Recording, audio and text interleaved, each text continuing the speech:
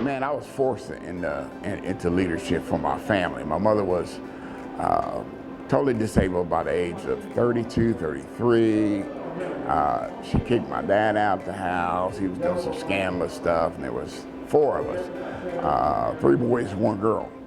And my mother was just such an incredible, proud woman. She refused to go on welfare because she felt she had three boys that could, you know, bring the dough into the household.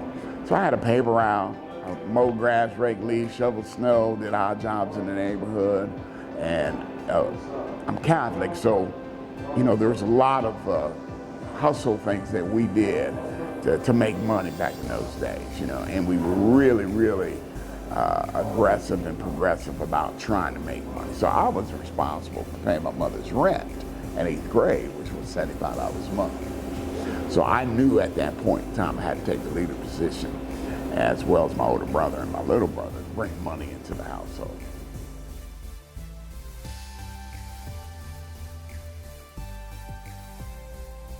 Yeah, I mean, obviously, but when she became totally disabled, we had no other choices to get out there and hustle and bring money into the household. But the other spectrum is that in my church, I did sock ups and dances, and I just always took the initiative to get involved in projects in the neighborhood where I can make money.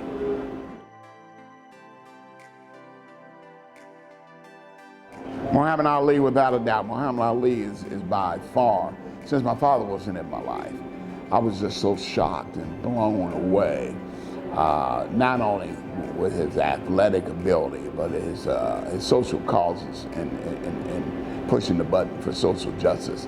I had never heard of a black man that talked the way that Muhammad Ali talked.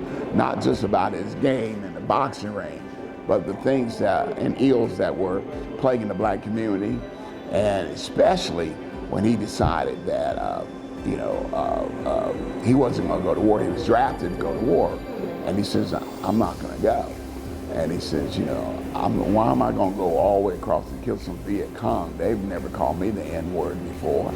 He said, they've never done anything to my family. He says, I'm not going to fight no white man's war. And he wasn't a coward. He wasn't going to Canada. He said, you can lock me up and put me in a 10-foot by 10-foot cell till my beard is down to my ankles. I am not going to war for the United States. I'm not going to fight no war. And I was just blown away and shocked, because he went from being one of the most loved men in America to the most hated man in America.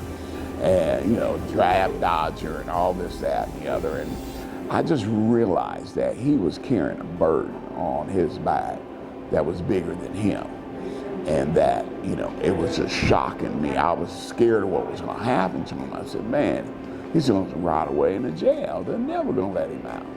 But fortunately for him, he got some good lawyers around him. And not only did he win in the ring, he won in the United States Supreme Court.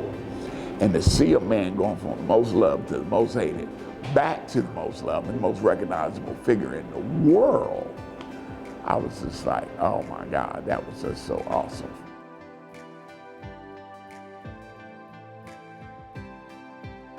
You know what, I'm pretty much a boring guy. Jeff Bezos says, the journey of entrepreneurship is one of the loneliest journeys in life, because people are not there to support your family members. They just want you to go get a job. And I always knew, and I told my mother, I said, why am I so different than my other brothers and sisters?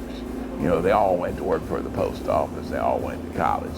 I went to college too, but I just knew that I was different. I knew that I was completely different. Not only did I not look different than everybody, my mother could pass for white. My brothers and sisters were very white. I'm the dark sheep of the family. And I'm old enough to remember that if you call somebody black, that was fighting words, way back in the day. And, you know, my own brothers and sisters used to tease me, you are adopted, you're not one of us, that sort of thing. So I knew that not only was I different, I knew I was going to take a different path in the world. I was absolutely devastated to see my mom suffer, not only physically, but financially. I mean, she made a commitment to a man, and she did not want to get a divorce. She did not want to get a legal separation. She never took him to court or anything of that nature. And I saw, she's the smartest woman I have yet to ever meet in my life. My mother, she woke up every morning learning 50 new words in the dictionary. As her body was deteriorating, she didn't want her mind to deteriorate. So she was learning 50 new words in the dictionary. And she took that knowledge and started creating crossword puzzles. And she got so proficient and so unbelievably just sharp at doing crossword puzzles. She started submitting her crossword puzzles that she designed to Dale Crossword Puzzle in the New York Times, which the New York Times is like the #1 place for crossword puzzles. And they accepted it. And so they would pay her a little bit of money. You can never beat my mother in Scrabble. She actually got appointed on the board of governors for the game Scrabble because her vocabulary was just so deep from learning 50 new words every day of her life, you know. So back to your question is that my hobby has always been, I'm not a book, I'm not an academia person that learns in an institutional environment. I have to not take your word for it, not take somebody else's word for it. I have to dig in and find the knowledge myself. So my #1 hobby is reading. Okay. I'm just, and I cannot read fictional stuff. I have to read the success stories of various different business people and entrepreneurs, and I wanted not to be poor in my life. I went to all white schools, and I saw things that I'd never seen before. I couldn't even imagine. I said, you know, these people couldn't have all inherited this money, you know, and they were, you know, Germans and Italians and Greeks, and they just busted their ass and they worked in their business. You know, most of them had their own business, whether a restaurant, a bar, a fruit stand, or whatever. And the #1 thing that I value that my mother absolutely just beat into us is having a solid work ethic. We can outwork anybody. And we took the opportunity to work to exceed people's expectations so they'd hire us again. You know, you wasn't gonna steal my customers from mowing my grass, so you get beat down. Oh, these are my customers. You know, I mow the grass, I cut the trees and do all the trimming, and I shovel the snow, and I rake the leaves.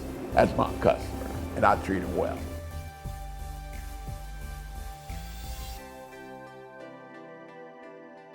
You know, I was thinking about that, and people would really freak out. Now, I went to Catholic schools my entire life. My mother was a devout Catholic.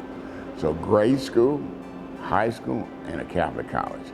But it wasn't until high school that I got involved in a leadership position within inside the Catholic Church called Teens Encounter Christ. And you know, I'm playing football and wrestling. I ain't really trying to be all that into that, you know. I was an altar boy. I knew the Mass and Latin growing up. And because I guess I was a devout Catholic, that, you know, the powers to be had watched my progression through Catholic schools. And the thing that blew me away in this program called Teens Encounter Christ is that I became the keynote speaker in high school that had to give the speech at a retreat to Catholic boys from all the Catholic schools around Columbus, and it's considered an incredible honor, but it scared me out of my skin. It scared me because it's an all boys retreat. I played against these people at Hartley, Waterston, Reedy, St. Charles, and I'm supposed to give this speech about what being a Christian man is all about, and it scared me out of my skin. And what I did not know, that, you know, some people and kids always say, man, don't go to that retreat thing, it's just brainwashing. And my mother insisted I go. She said, you need to have your brain washed. And I go to this weekend, and then it's a Friday, Saturday, Sunday, and Monday retreat. And so I'm getting ready to give this speech, and I typed it out on my mother's little typewriter, picking and packing it out. I thought it was just perfect. It wasn't me, but what was on the paper I thought was good. And when you get to this retreat center, what I was not prepared for is that Saturday, on Friday night, people just come in, get to know each other. You know, you're sleeping over and all that kind of stuff. Saturday, you get all these talks, and it's like you're sleeping. Everybody's telling you, you know, you got all these priests and nuns and lay people talking about this, that, and the other. It's like, oh God. But since I was giving the main talk on Sunday, they pretty much, I want to say, like, kidnapped me. You know, some people and adults and priests came to get me and said, now it's your time. And I said, I don't get a speech tomorrow. No, I had to spend almost 14 hours by myself in a chapel at this retreat center. And I had to pray and stay in prayer that God would use me as an instrument to reach these young men. And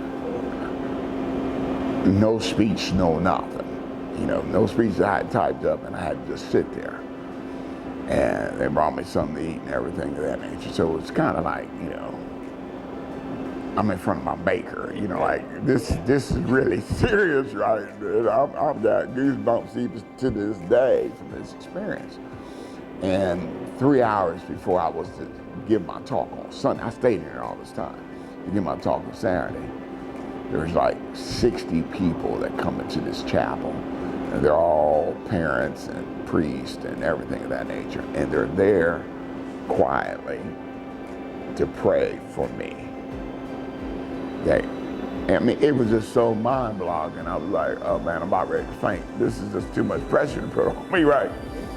And I go out and give the speech, and I'm giving the speech to teenage guys that are my age. And I can't really remember what I said, but I remember after I got done speaking that everybody in the room was crying. And I had tears coming out of my eyes. That's God using you. And then the most incredible thing happened. There was a priest that was there that weekend who I didn't know. I knew he was a priest because of the way he dressed. And he came up to me and said, I need to talk to you. And I'm like, oh God, can this end? Can I just get this end? And he takes me into the study. He says, I had no idea why the Lord wanted me to be at this event this weekend. I tried every which way, shape, and form to get out of it. He said, but now I know clearly why the Lord wanted me to be here this weekend. And it was to meet you and hear you speak. And he says, my name is Father so-and-so and so-and-so. He says, let me tell you what my full-time job is. I'm director of recruitment for the Josephinian for Catholic priests for the Diocese of Columbus. And young man, you got a calling on your life from God. And we'd like to offer you a 4-year scholarship to the Josephinian to be a Catholic priest. Now, I want to tell you something. Whatever anointing was on me giving that speech, it quickly evaporated when this man talked about me being a Catholic priest and wanted to offer me a scholarship and wanted to set up a meeting with me and my mother to meet the bishop for dinner because they needed not only more African-American Catholic priests, but he thought for sure that I had a gift, a calling. He sensed a calling on my life to be a major leader in the community. And my mother found out about it. She said, we got to go to this dinner with the bishop. And I said, Mom, there's no way. I'd be having too many parties with the nuns. I can't do it. I love women too much. Catholic priests can't get married. Just out of respect, we need to go. And I literally go and had dinner with Father Sorensen and the bishop of Columbus and my mother. And they're trying to close me being a Catholic priest. And I'm looking for a window I could jump out of. Yeah, I'm looking for a window I could jump out of. So 99% of the people that know me don't know that, I was really recruited to be a Catholic priest. And it blew my mind.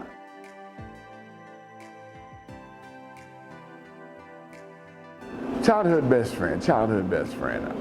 Well, in the hood you got your boys, but I had one guy, he was our center, only 6'3", he was a center. And on the basketball team at 6'3", unheard of today, somebody be 6'3".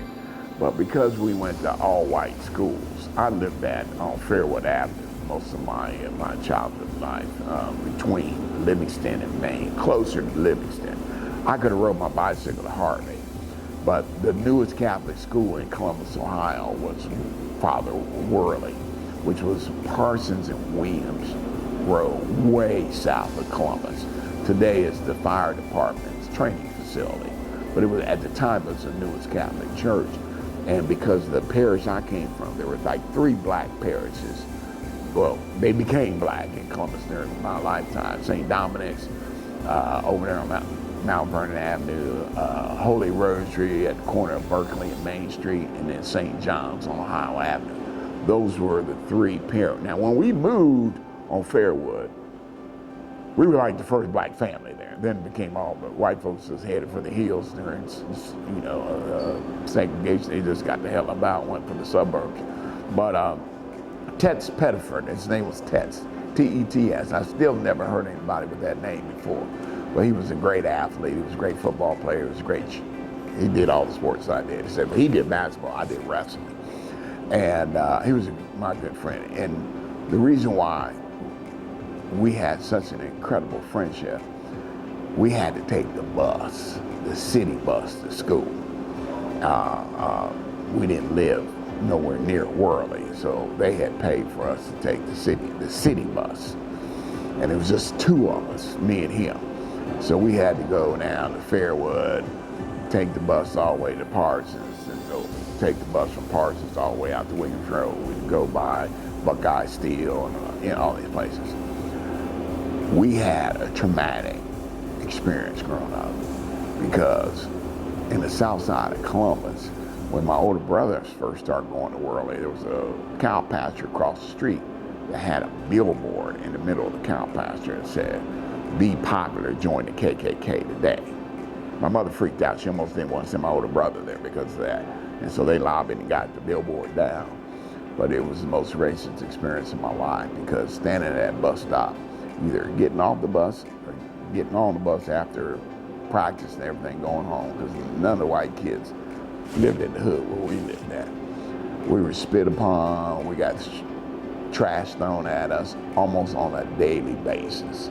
And we always had it mapped out in our head, and it was all these rednecks from Marion Franklin High School, South High School, drive by, rolled out the window, spit at us, called us names, this, that, and the other.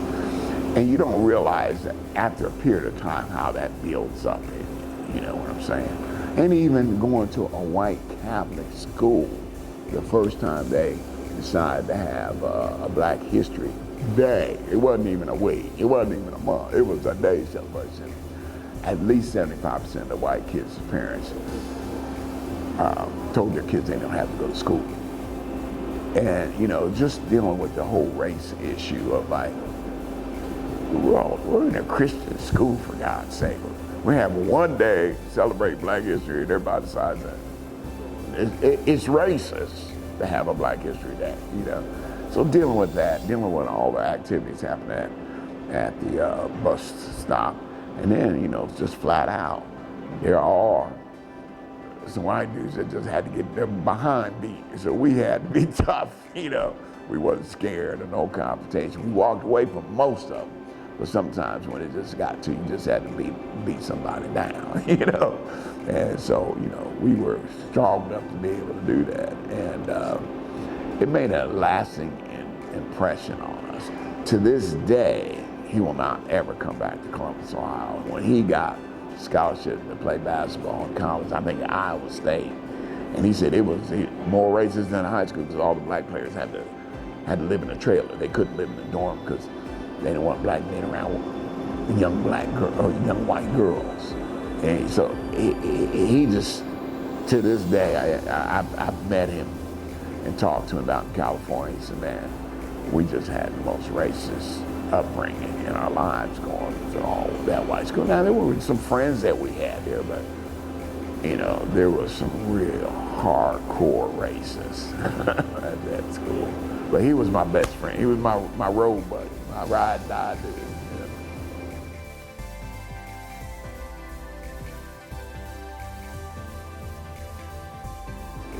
You know, because I'm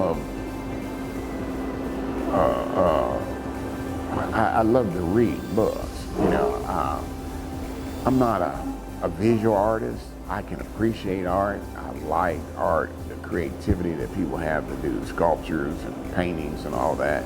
I like, but for me, it's the written word. You know, I've been fortunate to hire writers from all over this country to write for my books. I've published over 64 books in my lifetime, and I've even had a couple Pulitzer Prize-winning writers that have written for my books. And you know, it's a special talent that when you see somebody that can be a storyteller in print, that their words can capture you. You know, they say 80% of people that buy a book never read it from cover to cover, all right? But there are all those books that I've read where a writer's got such talent in storytelling, and it keeps you captivated just like a great movie to the end. Good beginning, good middle, good end. You know, the other thing that I've collected my entire life is motivational quotes.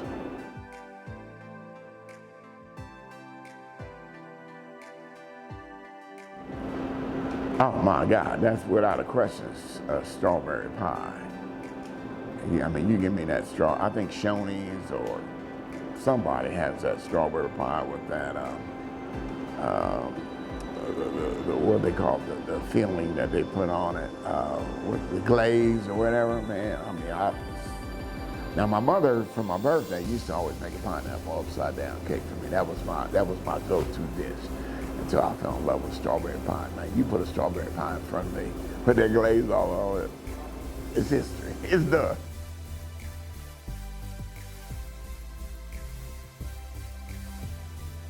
Well, you know, I have always, you know, not only collecting quotes, but when I think of the things that have really motivated me through my life, I've had, you know, some incredible mentors in my life. I've read some incredible books that have really shaped me as a businessman and motivated me to be the best of the best of the best. But, you know, the thing that connected me more than anything else, I did not graduate from college. I went 3 years to college at Ohio Dominican and got a job in my field, which was radio and television broadcasting. I got a job with Earl Green, who was the anchor person at Action 6 News. I had invited all three of the anchor people in Columbus 6, 4, and 10 to the college. I was managing my college radio station from freshman all the way up to my junior year. And I felt that I wasn't going to be the one looking for a job if I did graduate, be an intern and not get paid and all this, you know. When you think of all the graduates from Capital, Ohio Dominican, Ohio State University, Ohio University, all the colleges, and I wasn't going to stand in the short line, you know. So I invited all three of the anchor people to the college to talk about news as a profession. And I thought, wink, wink, nod, nod, since I did it on the college stationery, and I have my name as the station manager of the college radio station. And I conducted the symposium with all three of the anchor people there and put it all. Now one of them like, he's gone somewhere. So that's exactly what happened. Earl Green handed me his card from Channel 6 and said, listen, you got a job, and hired me as a full-time reporter out of college. So that's the reason I never finished college. But I found out I didn't like the news business. You know, teaching in college, the news should be fair, balanced, and objective. Fair, balanced, and objective. Fair, balanced, objective. If you put fair, balanced, and objective on any test, you got 100. But when I got in the field, I found out it wasn't fair, it wasn't balanced, and it certainly wasn't objective. I'm running around in an Action 6 news car with a black photographer, primarily. My beat was the black community. So if you've been stabbed, shot, you know, carjacked, house on fire, anything, we were Johnny on the spot and had to be Channel 4 and Channel 10 to the scene. And I felt like this wasn't for me, but I knew that I was different. I ended up quitting that job my first 6 months, and I thought I was crazy. Like, people would give their eye to be able to get that kind of a job. And here it is, I went to school for it, and I quit because I bowled up to my boss, and I knew he wasn't a racist. He hired me. I said, you know, with all due respect, in college they teach that the news should be fair, balanced, and protective. And you got me and Danny Sinclair, my photographer, going out telling all these negative stories in the black community. That's the reason why I think we're a minority community, but the news is being broadcast in majority of people's houses. So they think I'm a drug dealer. You know, a lady holds a purse because she thinks that, you know, all the negative imagery on black men particularly. I said, I didn't sign up for this. I can't do this. And he looked at me and probably having a bad day. But his bad day caused me to quit because he said, let me tell you what the news business says. If it bleeds, it leads, and we don't have to look too far in your community for that. So go out and give me another story. And when he said that to me, Danny was my photographer was much older. We were a team. And I saw his eyes go. And he has his eye go. He said, don't say nothing. Come on, let's go. And I said, Danny, did you hear what he said to me? Did you hear what he said to me? I said, he could have called me boy or called me the N-word. Go out and get me now. I said, oh, heck no. That ain't me. That's the wrong guy. And then he said, Sonny, you're just getting started in the business. You know, your goal is to get to the anchor desk. Let it go. I said, no, man, I can't do this. You would have hated your soul. I just can't do this, man. And I went and wrote my resignation letter on the back of a napkin and walked in his office and put it down on his desk and said, I quit. I said, you know, there's positive stories that you could be telling in the black community. And I didn't sign up to tell all these negative stories of all this, you know, dysfunctionality that you want to portray on television. I didn't sign up for that, and I'm not going to be the guy that does it. And my old soul self thought that I was talking to like a plantation owner, and I was that Negro out in the field that, you know, and I quit. And it stunned me that I knew that I was different. 99% of people would have never quit. So, not being a college graduate, quitting my job, my dream job that I thought was going to be my dream job, I knew that I was different. And it wasn't until years later that I saw this quotation by Steve Jobs. And I've been an Apple guy from day one. Day one, I've been on Apple computers, Apple everything. And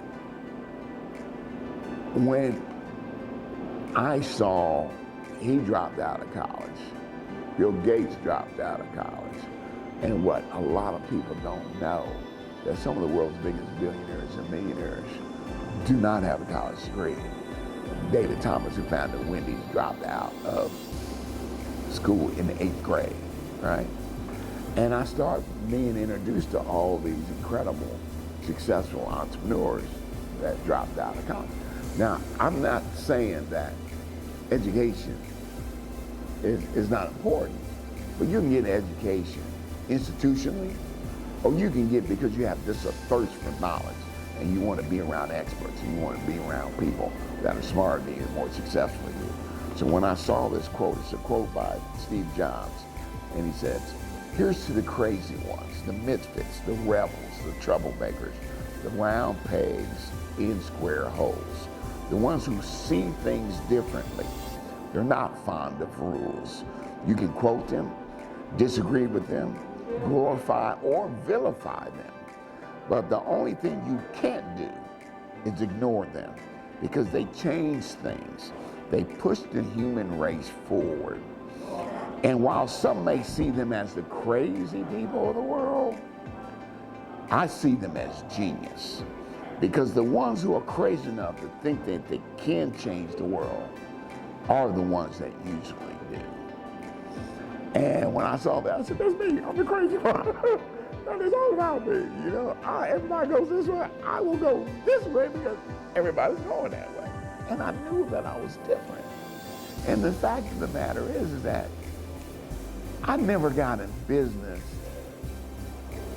to make a lot of money, but I tell people entrepreneurship is the greatest pathway to creating wealth for yourself. And it's like anything. It takes approximately 10 years to become an expert at something. But when you're thirst for learning, and whatever it is that you do, whether you sell worms to a fisherman or you're doing something else in life, you gotta, Martin Luther King said it best, if you're just called to be a street sweeper, let it be said about you that you sweep streets like Michelangelo painted and Beethoven composed music. Let the host of the angels above say upon your death that here lived the greatest street sweeper that ever walked the earth. So I've always had the commitment, whatever I do, I'm gonna be at the top of whatever I do. I can look to the left, look to the right, look behind me, look in front of me and see my competitors. I'm gonna outwork them. Yeah, well, my line mantra is always be the best I can ever be. Be the absolute best.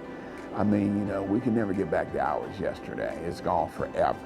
Only thing you control is today and tomorrow, and your future if the sun comes up. I'm happy to be on this side of the dirt versus the other side of the dirt.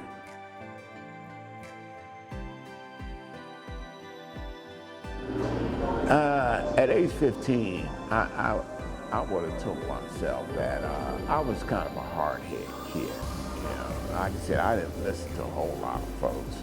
I did what I wanted to do, and it worked well for me.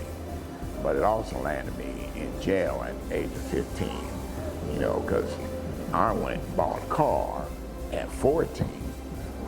I could carry more papers in a car than I certainly could on the back of my bicycle. And none of my brothers and sisters and mothers even knew I had a car, you know. And that act, that juvenile act, and of course I had a deep voice and I was a big guy, so I didn't go to juvenile jail. They took me to big jail because they thought I was older. Back in those days, you didn't have your picture on a driver's license, right?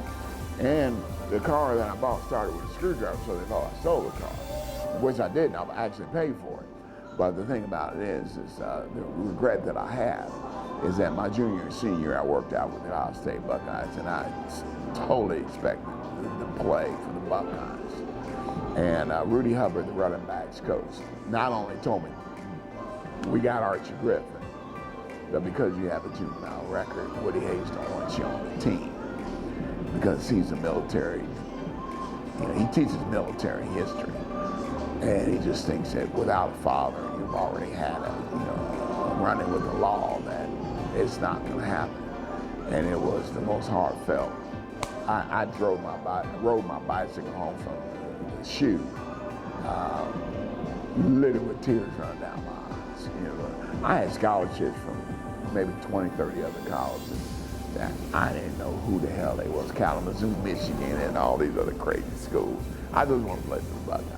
That was it. I've been incredibly blessed. There were three things my mother told me before she passed away. She died before the age of 50. She said, I'm gonna give you three things to live by. And she says, I want you to be a man in every sense of the word. I said, well, when I'm 18, I'm gonna be a man. She says, age will never make you a man, you know? I said, okay, this is mother talk, okay, all right. She says, number one, I want you to understand what the word commitment means. It's one of the most powerful words in the English language. When you make a commitment to do something, make sure that you're known to keep your commitments. You will be farther ahead than most people. She says, number two, always seek to surround yourself around people way more smarter than you, way more successful than you. And maybe some of that will rub off on you. And number three, I'll never forget, which is probably the reason I've never been married, He says, when you make a commitment to be with a woman for the rest of your life, to death does you apart. Make sure at the altar when you make that commitment, you're not lying to God. And that just struck me a whole different kind of way. You know, if I ever get up to the altar, you know, I want to hear that voice. You know, 52, 55% of people get divorced today. They make a commitment. A relationship is all about work. You know, it's all about work. Are people that you get in a relationship with, are they going to speak highly of you? Are they going to always refer you to other people? Always going to say that this is a solid guy? And I took taking that mantra into business and creating relationships with people in business. Now, you know, I might screw up from time to time or something might happen, but the responsibility starts with me. But there's nothing more important to me in life than relationships and nurturing those relationships that I exceed people's expectations. And I think that's the stump that I'm on daily. You know, I'm not in business to make a lot of money. I've been very fortunate in my life. I've had homes in Florida. I've had homes on the river up in Columbus, Ohio on the side. I built a house on the side of the river. And I've been fortunate that I became a millionaire in my late 40s, you know, and only 2% of African Americans ever will become a millionaire. And I was a millionaire on paper way before I ever had $1 million in my bank account. But I lived to have $1 million, way more than $1 million in my bank account in my lifetime. So I'm very, very, very blessed. But, you know, I put in that work. I really put in that work. You know, so I'm very blessed. And now I cannot go to my grave without taking everything I got in my head that I've learned, and all the people I've met that have fed into me to make me who I am. I think I have an obligation to pass it off to the next generation. You know, you teach a man how to fish, or you can give him fish. You know, and I'm into teaching them how to fish so they can be self-sustainable